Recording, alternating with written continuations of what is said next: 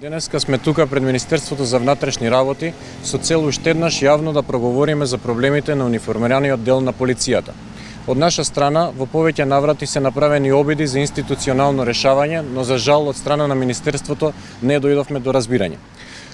Како проблем број 1 се појавува проблемот со набавката на нова полициска униформа. Во Министерството за внатрешни работи веќе 10 години нема набавено нова полициска униформа. Од страна на Министерството беа распишувани неколку тендери кои сите беа поништени. Па така, кај нас се појавува сомнеш дека некој свесно ги поништува тендерите со цел да не се набави нова полициска униформа. Од страна на министерот и Министерството беа давани неколку конкретни датуми за тоа кога ќе биде набавена новата полициска униформа, но ниту еден од нив не беше испочитуван. Бараме од Министерството веднаш да набави нова униформа по основ итна и неодложна потреба за работниците во полицијата, затоа што полициските службеници летото го поминаа со по едно парче униформа, но зимата е пред нас. Како втор голем проблем што се појавува е воведувањето на новото 7-часовно работно време за униформираниот дел на полицијата.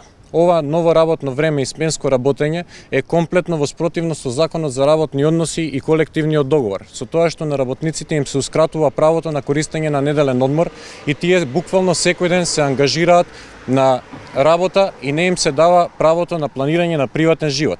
Со тоа што секој ден се ангажирани на работа, тие не се способни професионално да ги извршуваат работните задачи.